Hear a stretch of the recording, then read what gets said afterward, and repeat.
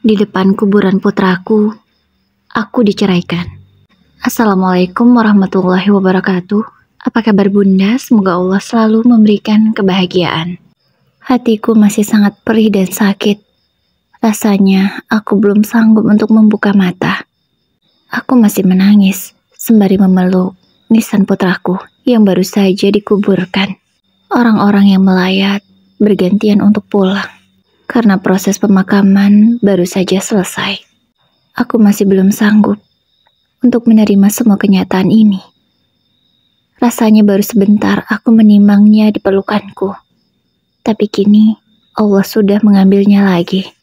Putraku, Devan Pratama, meninggal karena memiliki penyakit kelainan jantung sejak ia lahir. Selama 2 tahun, aku berjuang untuk menyembuhkan Devan. Tapi Allah berkehendak lain. Allah lebih sayang dengan Devan. Sehingga aku hanya diberi waktu 2 tahun saja untuk merawatnya. Itu terlalu singkat bagiku. Rasanya baru kemarin aku melahirkan Devan. Tapi sekarang, aku harus dipaksa ikhlas untuk mengantarkan Devan di peristirahatan terakhirnya. Maafkan Mama, Devan. Mama belum bisa seikhlas itu. Ucapku lirih. Hatiku masih sangat pilu, merasakan semua yang terjadi. 2 tahun aku berjuang sendiri. Dan kini, Devan malah meninggalkanku. Mbak, aku pulang dulu ya. Takut anakku nangis. Ucap Risa di kiparku. Aku hanya mengangguk saja. Kemudian ia pulang bersama suaminya.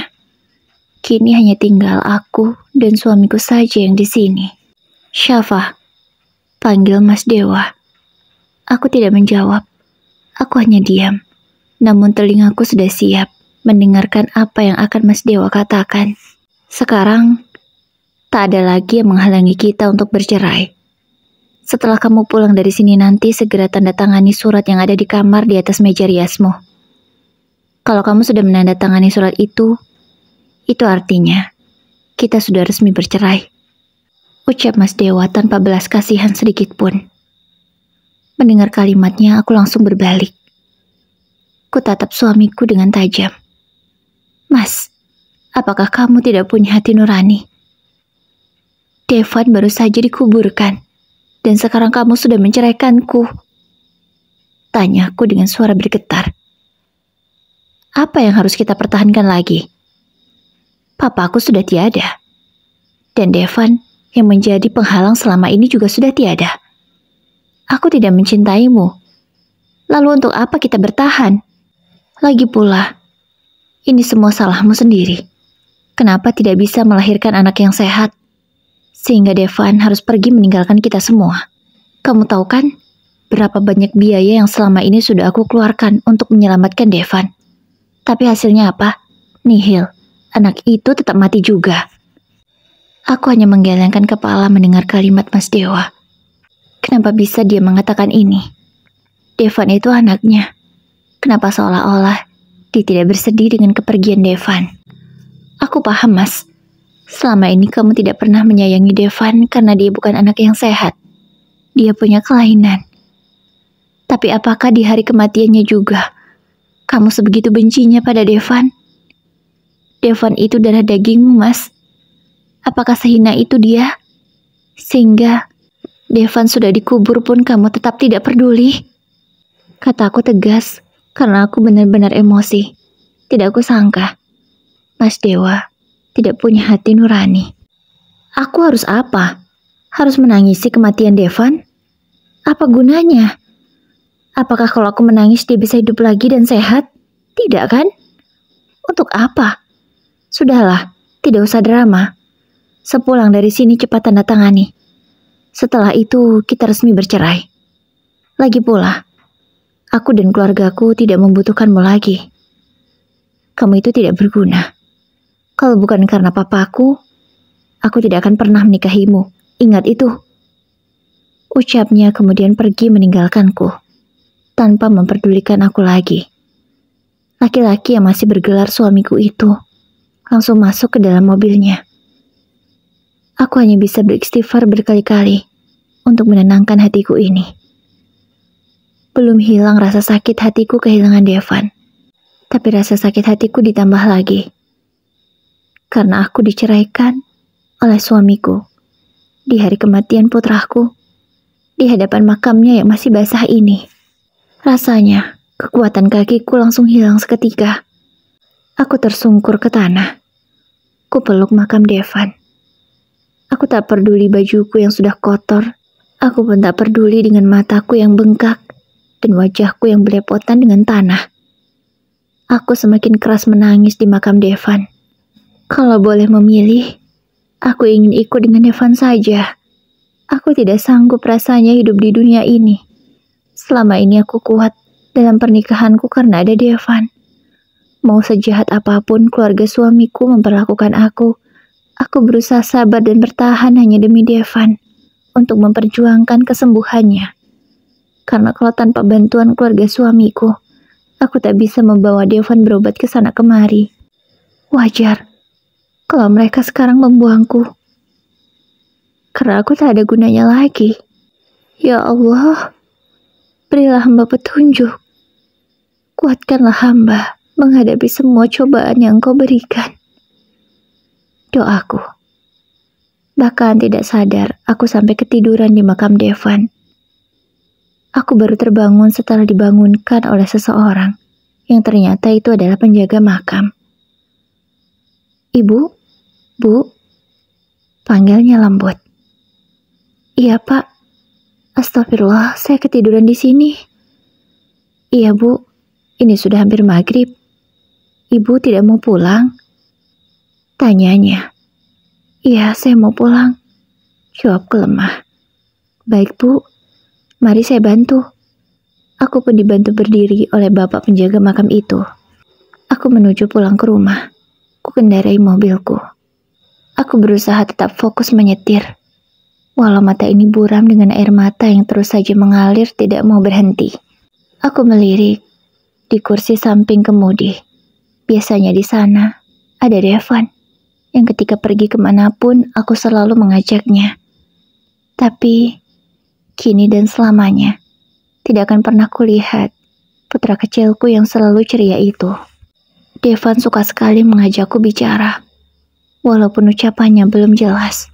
Dan sekarang tidak akan ada lagi tawa cerianya dan pertanyaannya yang selalu muncul setiap kali ia melihat sesuatu yang belum pernah ia lihat sebelumnya.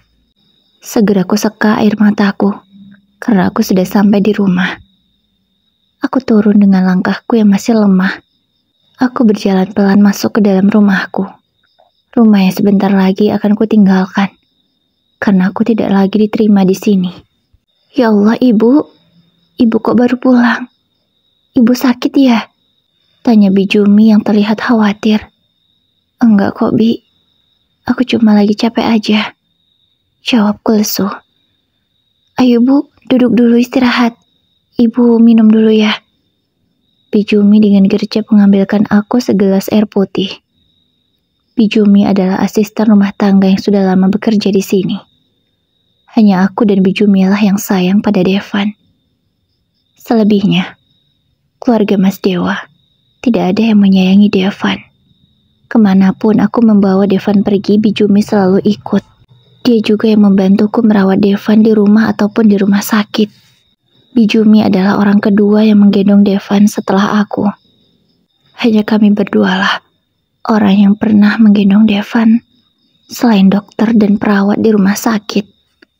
Kalau mengingat semua itu, hatiku menjadi perih. Dadaku langsung sesak. 2 tahun putraku hidup di dunia ini. Tak pernah sekalipun Devan digendong oleh ayahnya. Sebenarnya, papa mertuaku sangat menyayangi Devan. Tapi, saat Devan berusia 3 bulan, papa mertuaku sakit stroke. Hanya bisa di tempat tidur saja. Tak bisa menggendong Devan, apalagi mengajaknya bermain. Lalu pada akhirnya, beliau menyerah dengan penyakitnya itu. Papa mertuaku meninggal dunia. Saat itu, Devan berusia 1 tahun.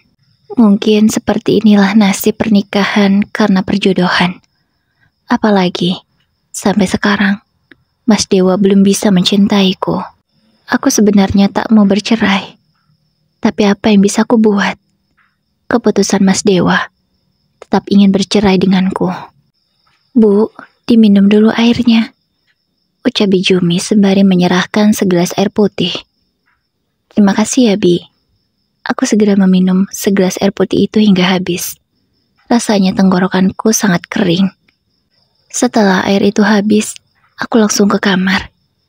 Kurebahkan tubuhku yang lelah ini di atas kasur. Saat aku menoleh ke meja riasku, terdapat amplop coklat di atasnya. Itu pasti surat cerai dari Mas Dewa.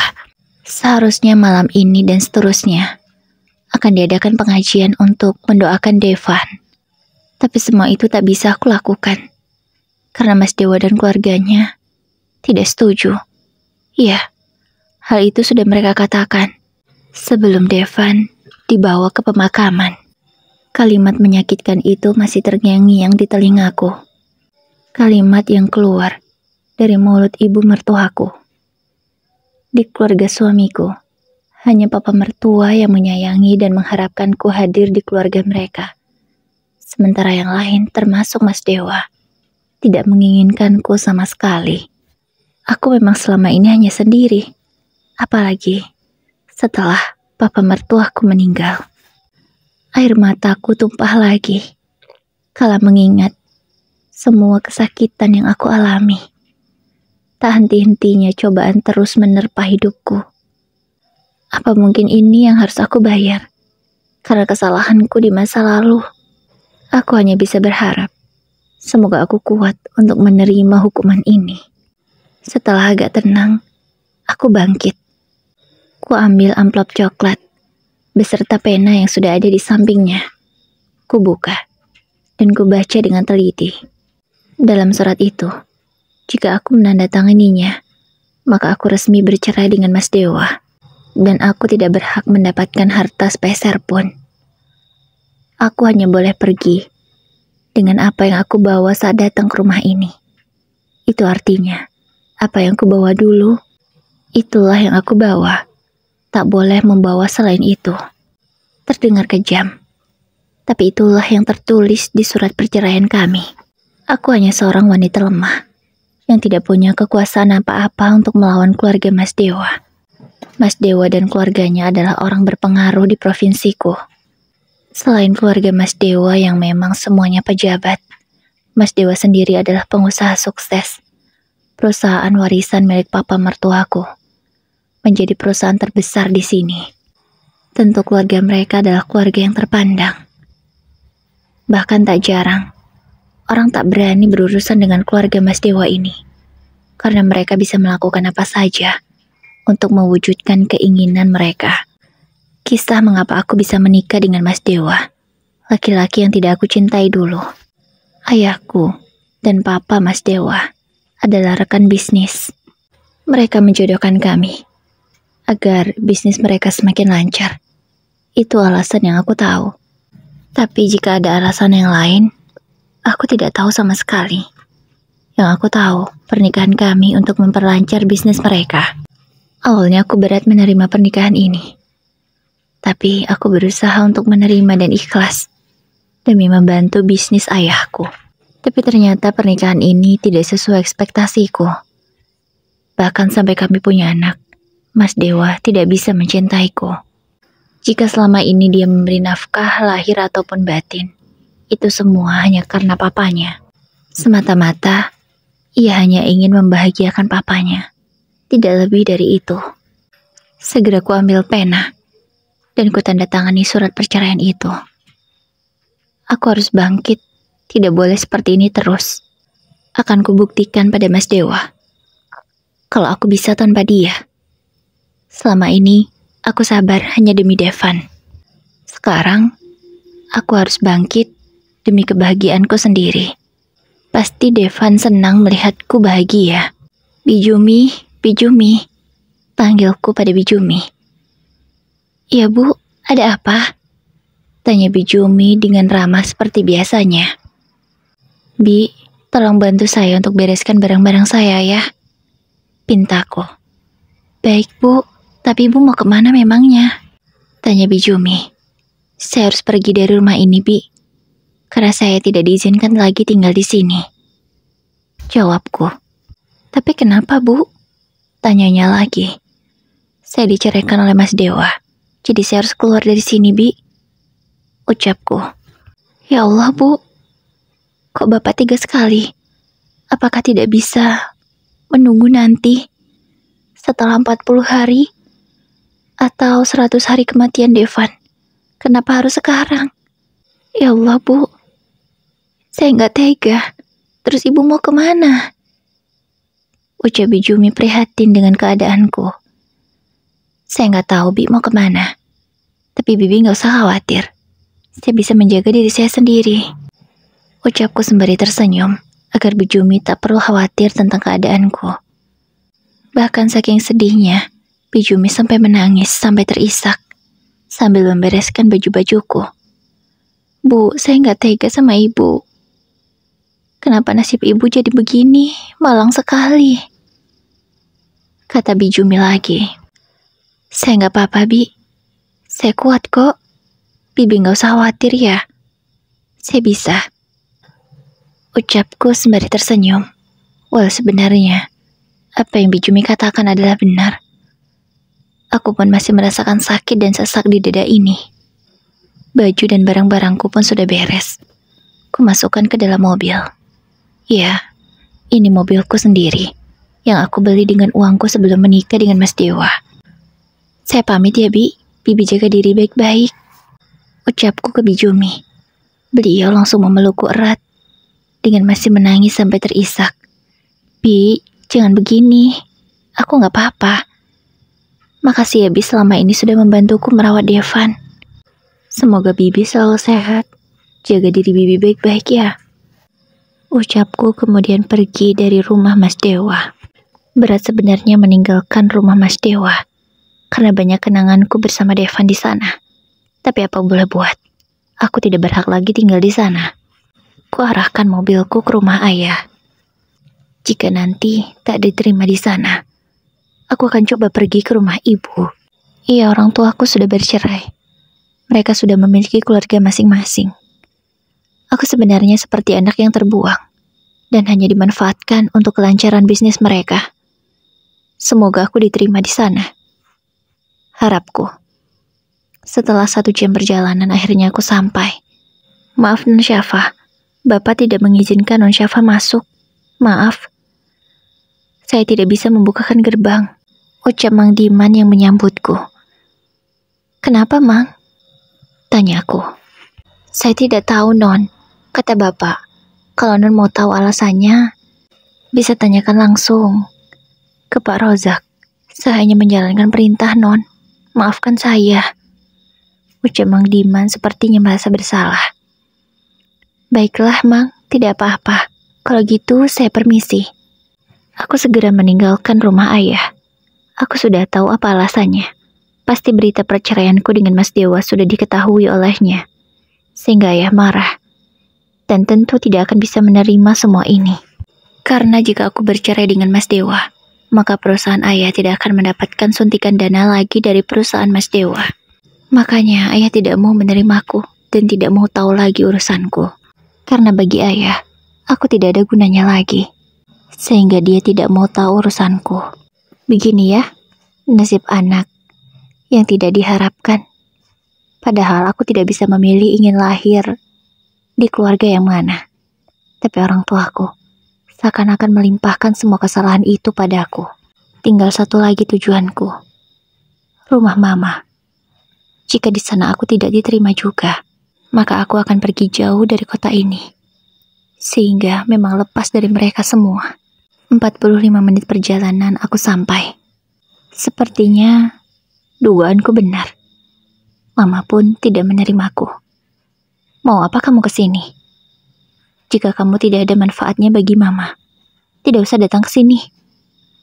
Kamu tidak bisa memberikan pundi-pundi uang lagi untuk Mama. Lagian kenapa sih kamu harus bercerai dengan Dewa? Kamu itu bodoh. Sudah dapat suami kaya raya dan bisa menunjang kehidupan Mama di sini. Tapi malah kamu cerai.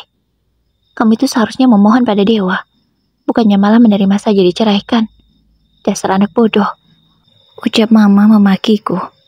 Ya, sudah bisa kuprediksi bagaimana jawaban mama. Dengan pasrah, aku keluar dari rumah mamaku, wanita yang sudah melahirkanku. Tapi sekarang, dia sudah memiliki anak dari suami barunya, sehingga merekalah prioritasnya, bukan aku lagi. Selama ini aku masih dianggap, karena aku masih bisa menghasilkan uang untuknya. Tapi jika aku tak bisa memberi uang, maka aku bukan apa-apa lagi baginya. Aku masuk lagi ke dalam mobilku. Sekarang aku tidak tahu mau kemana. Semoga Prita bisa membantuku. Aku menuju rumah Prita yang jaraknya 30 menit dari rumah mama. Belum sampai. Aku di depan pintu rumah Prita. Aku malah pingsan dan tidak tahu apa lagi yang terjadi. Aku terbangun di rumah sakit dan di sampingku ada Prita. Prit, aku kenapa? Tanyaku pada Prita. Kamu tadi pingsan di depan pintu rumahku. Apa kamu lupa kalau tadi ke rumahku? Tanya Prita. Aku ingat. Tapi setelahnya gelap. Jadi aku tidak tahu apa-apa lagi. Jawabku. Ya sudah, mungkin kamu kelelahan hingga sampai pingsan begitu. Oh ya, tadi dokter mau ngomong sesuatu katanya sama kamu. Kupanggilkan sebentar ya. Tak lama kemudian, Prita datang dengan seorang dokter. Begini Bu Syafah, saya ingin memberitahu. Selamat ya Bu, Anda sedang hamil. Usia kandungan Anda sekarang 2 bulan. Aku sangat terkejut dengan penjelasan dokter. Kenapa aku harus hamil setelah aku menandatangani surat perceraian itu? Kok saya bisa hamil dok? Kan saya KB. Tanyaku bingung. Begini Bu, kalau KB menggunakan pil, kemungkinan bisa hamil itu masih ada. Apalagi jika ibu tidak rutin meminumnya. Tentu kemungkinan hamil semakin besar Bu, ucap dokter menjelaskan.